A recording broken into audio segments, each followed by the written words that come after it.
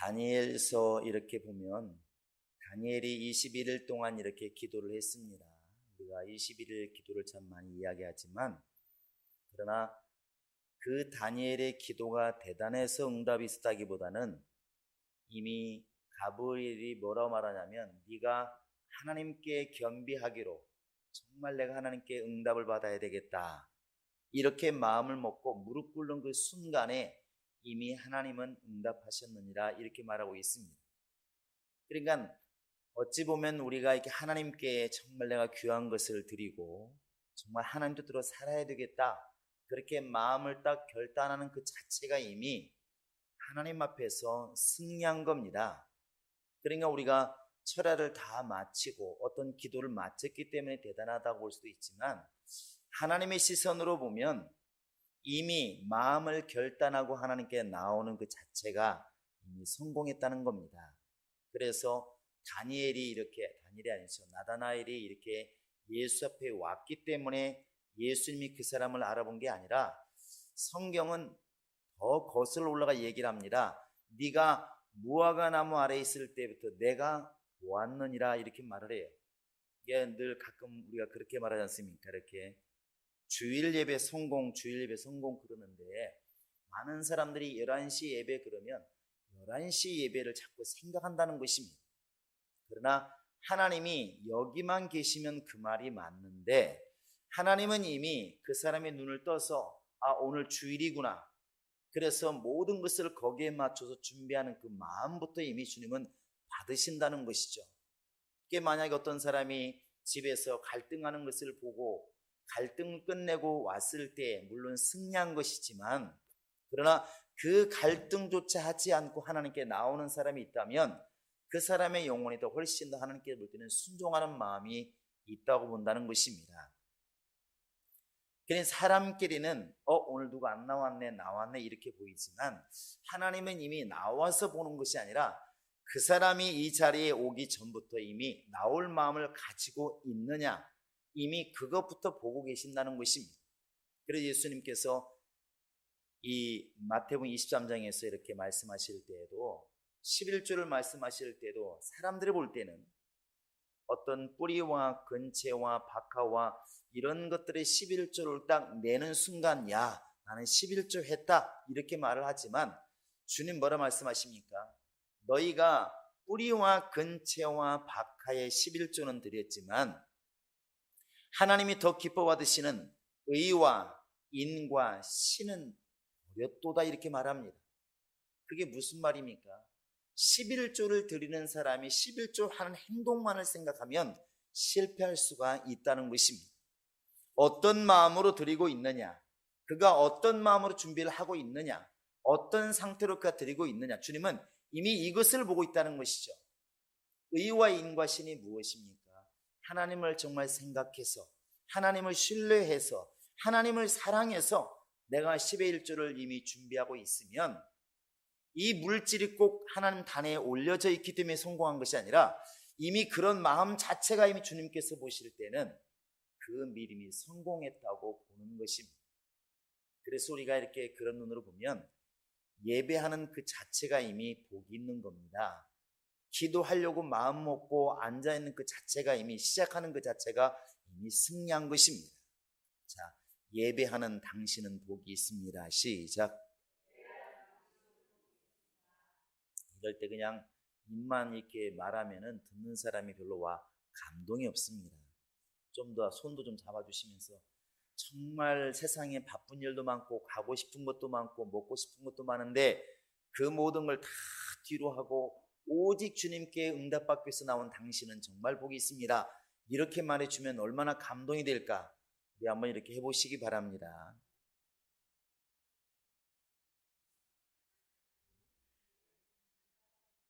대표로 하시는 거예요. 대표로.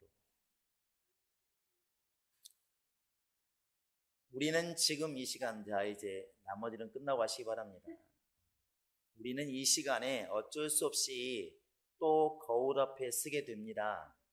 결국 말씀을 듣는다고 하는 것은 말씀은 곧 우리 영혼을 비추는 거울이기 때문에 하나님 말씀을 듣는다고 하는 것은 내가 지금 거울 앞에 서 있다는 겁니다. 여러분과 지금 내가 오늘 밤에 이렇게 나를 살펴봐야 될 것은 보면 두 가지라고 생각을 합니다. 첫째는 은혜를 헛되이 받지 말아라 이렇게 말하고 있습니다. 이 부분에 한번 여러분이 마음속에 크게 울려보시기 바랍니다. 영혼에 나는 정말로 은혜를 은혜답게 받고 있는가 하는 질문하고, 마지막에 나와 있는 것처럼 정말로 우리는 정말 아무것도 없는 자 같으나 모든 것을 가진 자로다 이렇게 말하고 있는데, 여러분이 이 말씀을 비추어서 정말 이 말씀들은 내가 모든 것을 가진 사람이라고 지금 내가 여기고 있는 것인지 한번 이 질문에 답을 해보시면 좋을 것 같습니다. 이게 바로 이제 거울인 것이죠. 내가 얼굴을 보고 거울을 보면서 이렇게 때가 묻으면 벗기기도 하고 또 그리기도 하고 이쁘게 단장을 합니다. 근데 이 고등동물이야만이 거울을 인식할 수 있다고 그러더라고요. 여러분, 개가 거울 앞에 가면은 자기를 생각할까요? 이상한 놈 하나 있다고 생각할까요? 예? 여러분들은 대단한 머리를 가지고 있습니다. 개들이 굉장히 영리한 것 같지만 과학자들이 이렇게 연구를 해보니까 개들은 자기 인식을 아직까지는 못한다고 결론을 내렸습니다. 개가 저 거울 속에 있으면 장난치려고 그러고 짖기도 하고 무서우니까 이렇게 반응한다는 것이죠. 저게 나라고 하는 생각을 못한답니다. 그런데 이 유인원이라고 사람을 닮은 동물들이 많이 있잖아요. 원숭이, 또 침팬지 이런 게 있는데, 이 침팬지는 IQ가 상당히 높은가 봐요. 그래서 이렇게 거울을 보여준 다음에 그 다음에 마취를 시켜서 잠들게 하고 머리다가 이렇게 빨간 이렇게 페인트를 칠해가지고 그 다음에 다시 깨어난 다음에 거울을 보여줬더니 그 빨간 점을 만지고 이게 다 지우더라는 것이죠. 이게 자기를 인식한다는 거예요. 여성들이 자기 얼굴 화장하는 것처럼 똑같이 하더라는 것이죠. 그러면서 자기를 만져보기도 하고 힘 있으면 지우고, 그러니까 분명히 자기를 인식한다는 겁니다. 돌고래도 인식을 하고, 이게 머리가 좋은 거죠. 그러니까 어떤 짐승들은 그걸 자기를 인식해서 그걸 보고 자기가 뭐가 아까 안 묻었던 게 묻어 있으니까 이게 왜 묻었지 그러고 만지고 막 떼내려고 애쓰는가 하면, 개들 같은 경우는 거울에 개가 보이면 물으려고 한다든지 막 짖는다든지 아니면 장난치려고 한다든지 이렇게 한다 말을 해요. 자기 인식을 못한다는 겁니다. 그런데 결국 그런 짐승들을 통해서 우리가 볼 수 있는 게 뭐냐면 사람도 마찬가지라는 것이죠. 어떤 사람은 하나님의 말씀을 읽어가면서 가슴을 치고 회개하는 사람이 있습니다. 아, 내가 이렇게 살지 못했구나. 내가 이렇게 말씀대로 지금 못 살고 있구나. 내가 지금 교회 하나 앉아 있지만 바울이 말하는 것처럼 나는 이단 중에 괴수 중에 괴수요. 이렇게 말하는 사람이 있습니다. 그 말은 바울이 지금 그 당시에 주변의 친구들이라든지 주변 사람들보다 악하게 살아서 지금 그렇게 쓴 게 아니라는 것을 여러분과 지금 나는 분명히 압니다.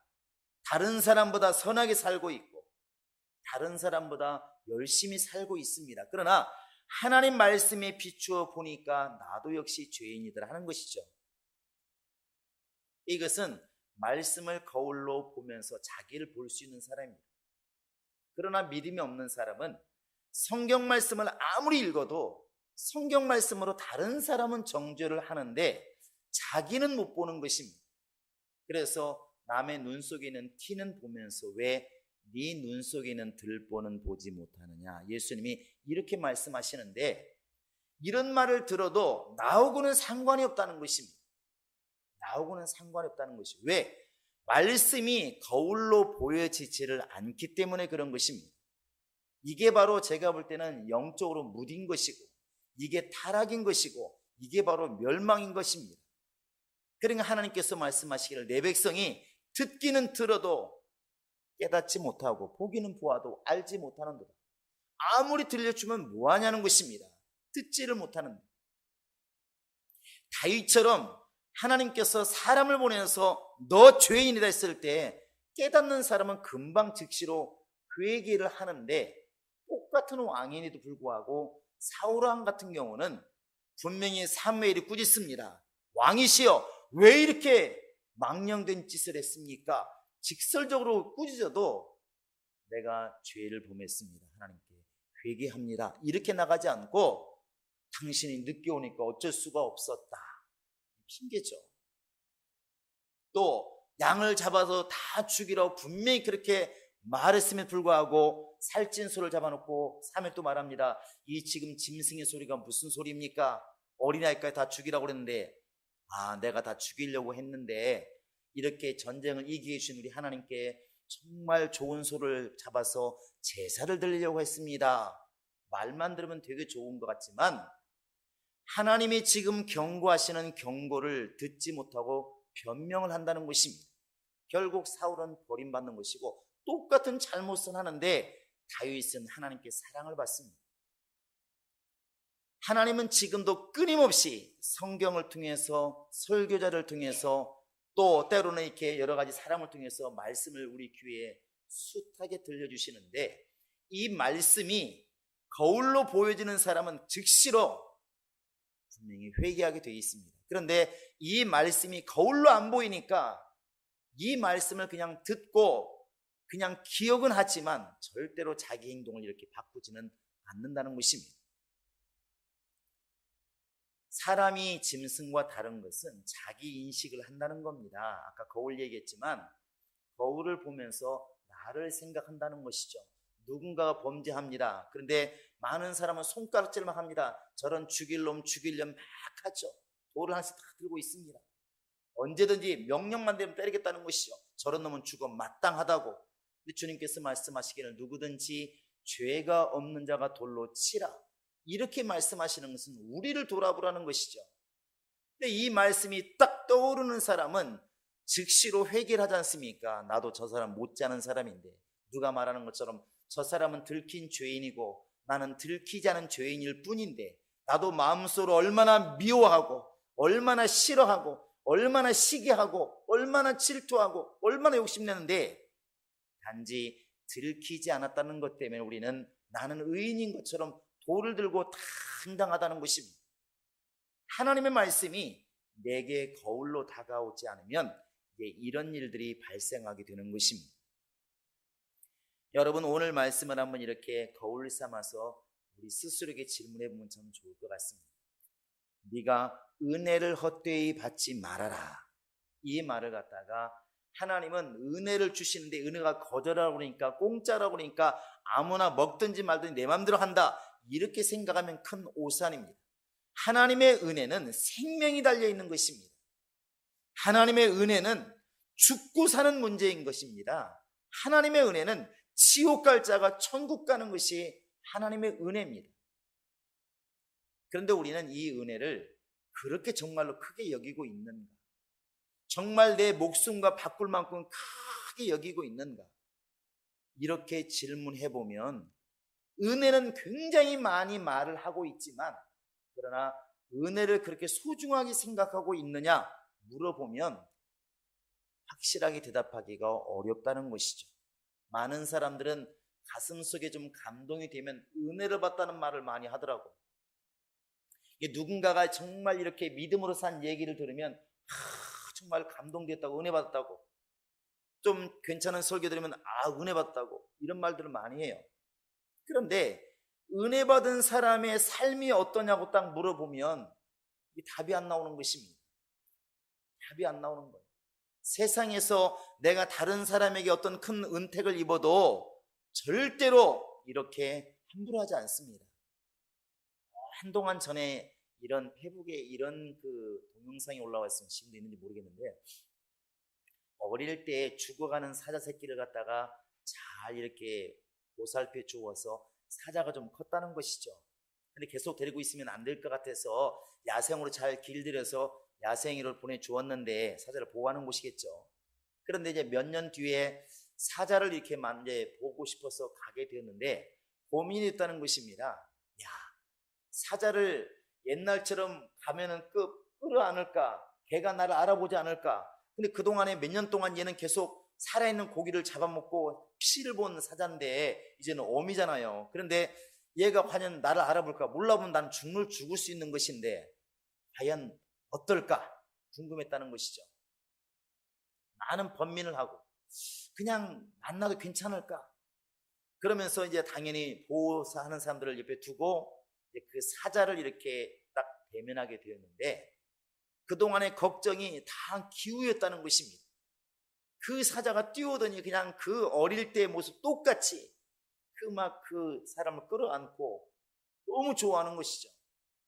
그러면서 하는 말이, 사자도 어릴 때 그런 모든 기억들을 가지고 있지 않나, 그리고 자기에게 잘해준 사람들을 갖다가 분명히 기억하고 있나 보다, 좋은 추억들을 가지고 있나 보다. 그러면서 숱한 댓글들이 뭐냐면, 많은 댓글 중에 대부분이 뭐냐면, 짐승도 이러는데, 사자도 이러는데 야 사람보다 낫다, 이런 말들을 계속 썼더라고. 이 말하는 바가 뭔지 우리 금방 알지 않습니까? 짐승도, 다른 짐승을 잡아먹는 그런 짐승도 자기에게 잘해준 사람을 몇 년이 지났어도 그대로 기억을 하더라는 것입니다. 그리고 애교를 부리고, 등치는 막 산만한데 애교를 부리고 그냥 좋아서 어쩔 줄을 모르다는 것이죠. 바로 우리는 그걸 갖다가 은혜라 이렇게 말을 합니다. 자기를 돌봐준 은혜. 당연히 행동이 달라집니다. 은혜 받은 사람 앞에서 행동이 달라지고 표정이 달라지고, 그가 정말 이 사자가 다른 양이나 소를 잡아먹을 때는 막 이빨을 드러내고 발톱으로 막 기어이 죽여서 잡아먹지만, 자기에게 은혜를 끼친 그 사람에 대해서는 발톱을 감추고 절대로 물지 않고 그냥 마냥 어린아이처럼 애교를 부리더라는 것이죠.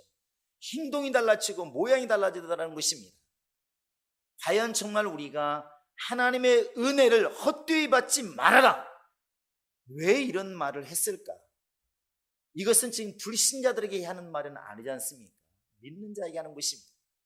은혜를 받았다고 말은 하지만 은혜 받은 사람의 어떤 행동이라든지 이런 게 너무나 따라주질 않으니까 바울이 이렇게 말하는 것이고, 하나님이 우리에게 지금 이렇게 말하고 있는 것입니다.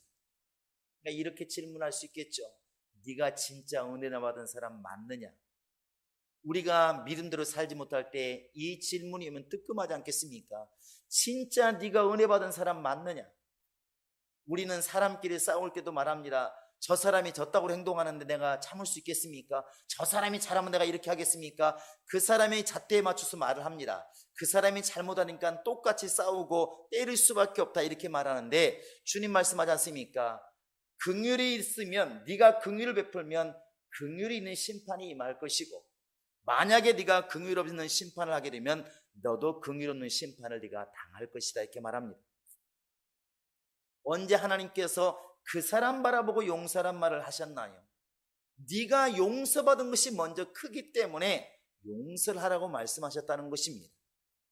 우리가 이렇게 분내고 성질내고, 당연히 세상 사람들 다 이해하는, 당연히 저놈이 나한테 못된 짓을 했으니까 승기를 내고 용서할 수 없다 소리칠 때, 만약에 주님께서 나지막한 소리로 네가 은혜 받은 게 맞느냐? 네가 나한테 용서받은 게 맞느냐? 죽을 뻔하다가 나 때문에 산 게 맞느냐? 그런 사람의 행동을 그렇게 하느냐? 이렇게 질문했을 때 적어도 사람들 앞에서는 할 얘기가 많겠지만 주님 앞에서는 얼굴이 밝아질 수밖에 없을 것입니다. 은혜를 정말 은혜답게 받고 있느냐는 것이죠. 여러분, 이것이 우리에게 찔림이 되지 않으면 절대로 돌이켜지지 않습니다. 이것이 우리에게 거울되지 않으면 내 행동이라고 생각하지 않고 나에게 주어진 말씀이라고 생각하지 않는다는 것입니다. 그냥 지나가는 말씀인 것이죠. 은혜는 다른 말로 말하면 생명입니다.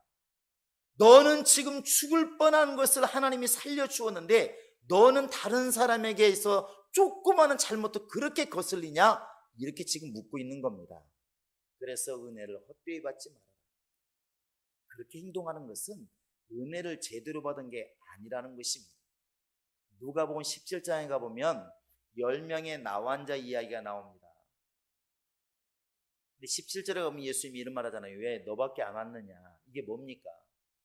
10명이 나병 환자가 예수님께 와가지고 병을 다 고침받았습니다. 그래, 다 나았다, 다 고침받았다, 좋습니다. 그런데 그들이 집에 가다 병이 다 나았으면 너무나 좋아서 나를 병을 낫게 해주신 예수님께 와가지고 막 병 낫다고 감사하다고 고맙다고 해야 되는데 그냥 9명 그냥 갔습니다. 한 명만이 돌아왔어요.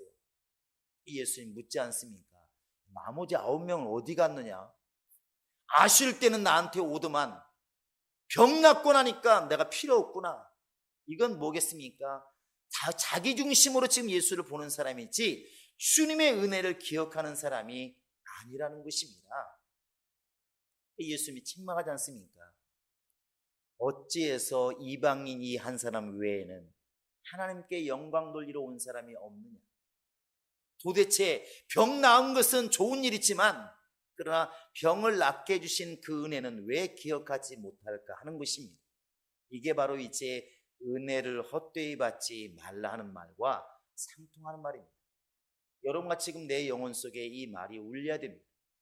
내가 지금 어떤 일을 하고 있고 문제가 아니라 정말로 내가 주님 앞에서, 교회 앞에서, 세상 앞에서 나는 은혜 받은 사람으로서의 삶을 살고 있는가? 여기에서 적어도 그렇다고 말하면 문제가 없겠지만 나는 좀 더 그렇지 못하다, 껄쩍지근한 부분이 있다는 것은 회개할 거리가 많이 있다는 것입니다. 사실은 누구나가 주님 앞에서 이 말씀을 들으면 네가 정말 은혜 받은 사람이냐? 이렇게 물었을 때에 우리는 회개할 게 분명히 많으리라 믿습니다. 이런 걸 놓고 기도하는 것이 진정한 기도가 아니겠습니까? 그 다음에 또 하나가 뭐냐면 모든 것을 가진 자다 이렇게 말을 해요. 참 이 말 들으면 근데 참 많이 부끄럽죠. 우리도 그렇게 말합니다. 예수가 나의 전부라고. 여러분 믿으시면 그렇게 고백해 보시기 바랍니다. 시작. 이제 고백을 잘 안 하잖아요. 뭔가 껄쩍지근합니다. 그 뒤에 나올 말이 두려운 거예요. 여러분 예수가 여러분의 전부라고 믿으십니까? 그래야 된다고 하는 것을 알고 계시나요? 예수는 밭의 감추인 보화입니다. 어떤 부자가 그것을 깨닫고는 자기 전 재산을 팔아서 그 돌짝밭을 샀습니다. 주변 사람들이 말합니다. 미친놈이라고, 정신은 빠진 놈이라고. 왜 그런 밭을 샀을까? 그러나 이 사람은 알고 있습니다. 내가 가진 모든 집과 모든 땅보다도, 모든 돈보다도 그 밭에 지금 드러나지 않았지만 감추인 보화가 더 크다. 그게 바로 예수 아니겠습니까? 그게 바로 천국입니다. 예수 때문에 우리는 천국을 소유한 것이고, 예수님 때문에 영생을 소유한 것이고, 예수님 때문에 하나님의 신령한 모든 것들을 우리는 가진다고 이론으로 알고 있습니다. 이론으로 알고 있어요. 그러나 실상은 그것도 하나의 방법이지만 이렇게 우리가 이제 가는 생활이 있다는 게 문제입니다. 분명히 우리 입술로 지식으로는 예수가 나의 모두라고 전부라고 말을 하는데 실상은 예수를 믿어도 별로 기쁘지 않고 예수를 믿어도 별로 즐겁지도 않고 예수도 그냥 하나의 삶 속의 한 분야일 뿐이라는 것입니다. 취미생활처럼. 이론적으로 이게 아니어야 되는 것을 다 알고 있으면서도 실상은 지금 그렇게 살고 있다는 것이죠.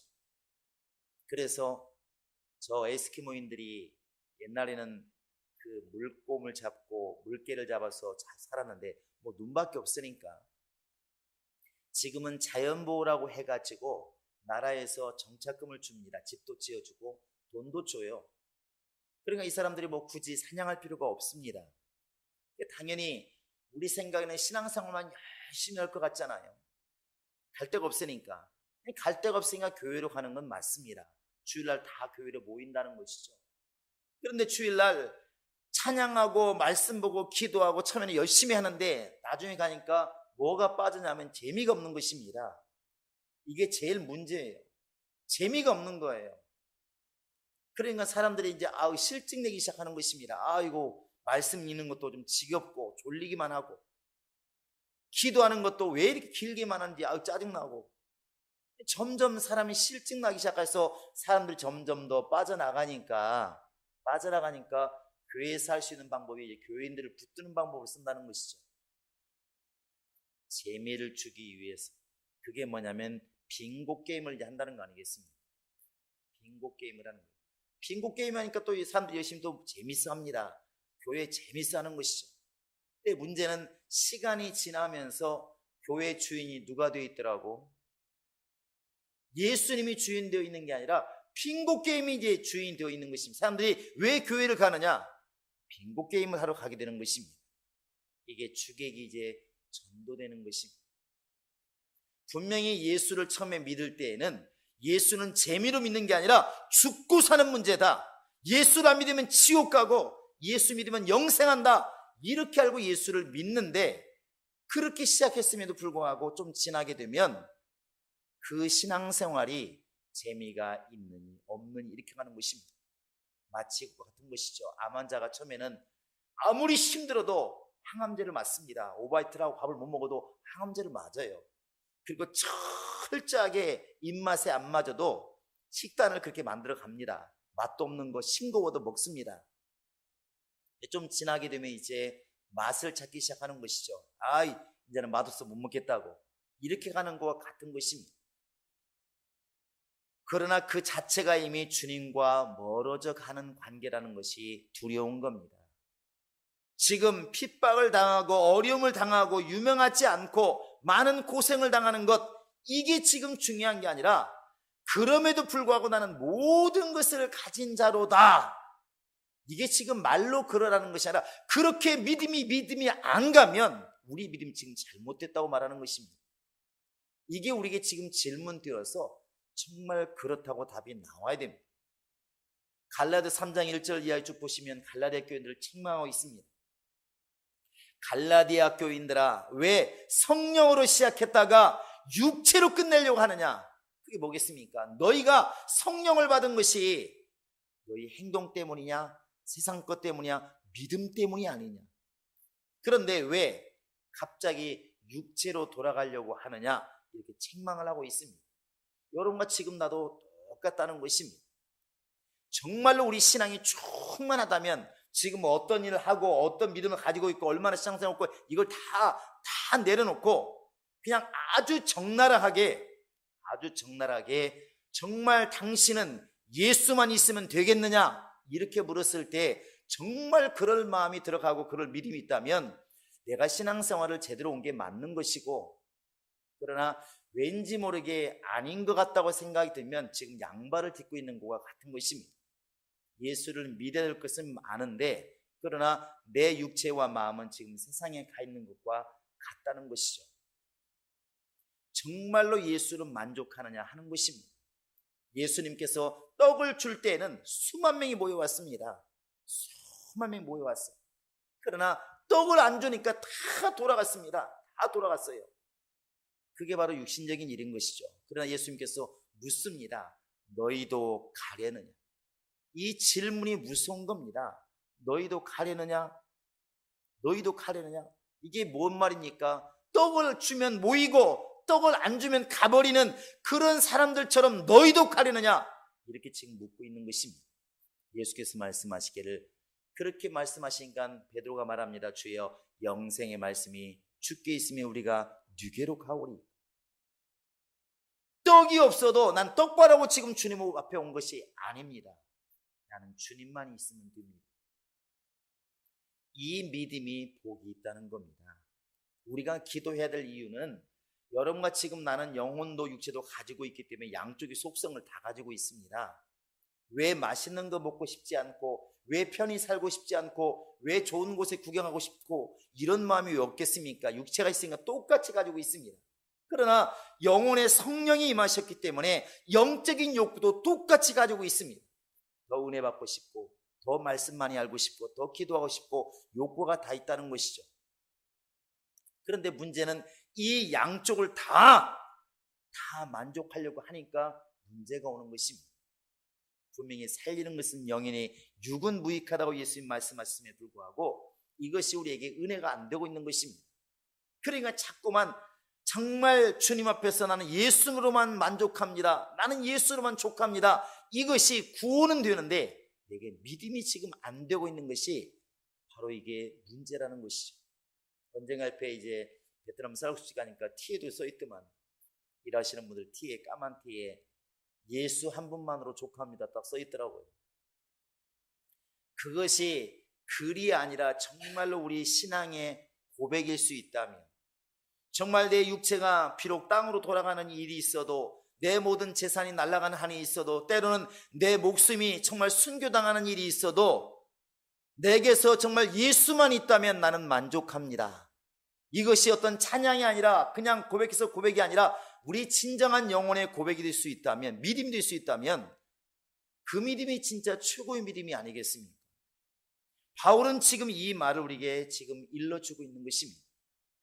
우리는 아무것도 가진 것이 없는데 사실은 모든 것을 가진 자로다.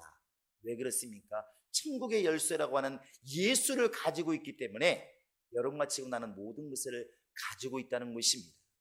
이 행복을 놓쳐버리면 가장 불쌍한 자가 되는 것입니다. 세상에서는 교회에 다닌다는 것 때문에 많은 걸 절제하고 정작 교회 안에 와서는 예수 말고 다른 것을 찾기 시작하고, 이게 가장 불쌍한 것이죠. 가장 불쌍한 것입니다. 주님은 여러분과 지금 나에게 오늘 또 말씀으로 보여주고 있는 것입니다. 하나님의 은혜를 은혜답게 지금 네가 받고 있느냐, 은혜 받은 사람답게 살고 있느냐. 또 하나는 정말 네가 다른 사람보다 물질이 부족하고 건강도 부족하고 환경이 부족할지라도 모든 세상을 주고도 바꿀 수 없는 하나님의 아들이신 예수를 네가 주인으로 삼고 그분만으로 만족하고 있느냐 하는 것입니다. 여러분, 이것이 여러분 영혼에 큰 이렇게 울림이 되었으면 참 좋겠습니다. 많은 사람, 수만 명이 모여서 찬양을 하고 떠들면 굉장히 분위기는 뜨겁죠. 그렇다고 해서 이것이 해결되느냐? 아닙니다. 이 부분은 어차피 나와 주님의 관계이기 때문에 홀로 있어도, 만 명이 같이 있어도 이건 나와 주님이 해결될 문제인 것이지 주변 사람이 해결해 줄 문제가 아니라는 것이죠. 나는 주님 한 분만으로 만족합니다. 이것은 많은 사람이 모인다고 그것이 굉장한 고백이 되고 혼자 있으니 고백이 안 되는 것이 아니라 결국 내 심령의 고백이 거기에 미쳐 있어야만이, 내 믿음이 거기까지 자라 있어야만이 이 믿음이 온전히 내 것이 될 수가 있는 것입니다. 여러분, 예수 한 분만으로 나는 족합니다. 예수로 만족하고 예수로 부유하고 예수로 정말 행복한 그런 영혼이 되기를 원합니다. 이것이 여러분의 영혼이 고백이 될 수 있기를 주님의 이름으로 부탁을 드립니다. 여러분, 이것을 놓고 그렇게 기도하시기 바랍니다. 내가 다른 사람보다 많이 봉사하고 많이 헌금하고 이런 것들은 표면적인 것입니다. 주님은 그걸 믿는 것이 아니라 정말로 네가 은혜 받은 것을 잊지 않고 있느냐, 사람을 대할 때도 봉사할 때도 이것을 잊지 않고 있느냐, 이건 지금 묻고 있는 것이고, 네 마음 중심에 예수 믿는 그 믿음 하나 때문에 행복하고 그 믿음 하나 때문에 지금 즐겁고 있느냐, 이걸 지금 묻고 있는 것입니다. 여러분, 이것에 대해서 주님 정말 그리하고 싶습니다. 이런 고백이 나올 수 있기를 주의 이름으로 부탁을 드립니다.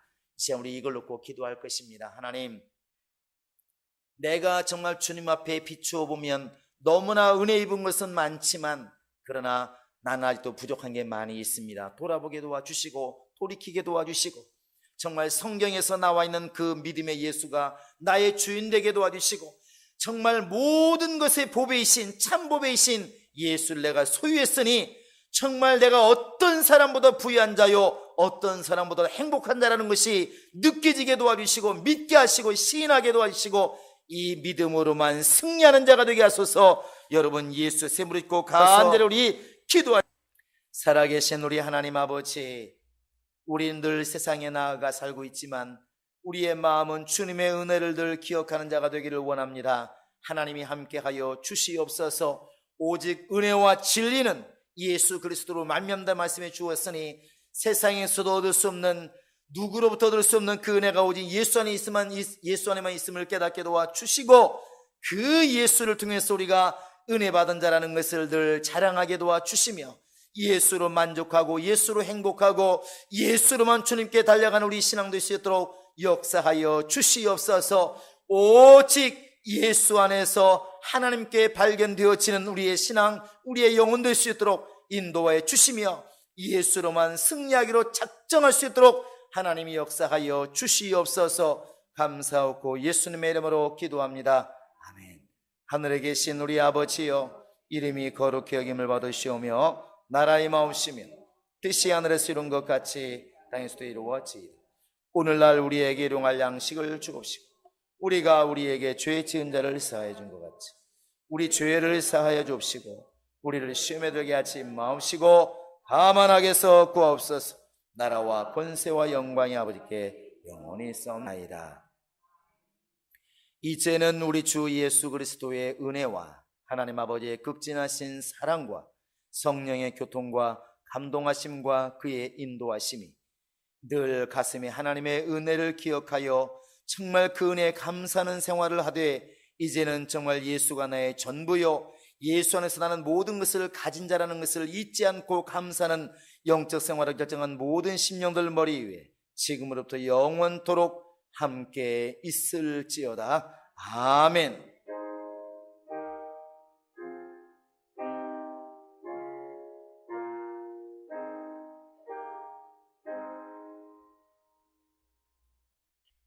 모든 영광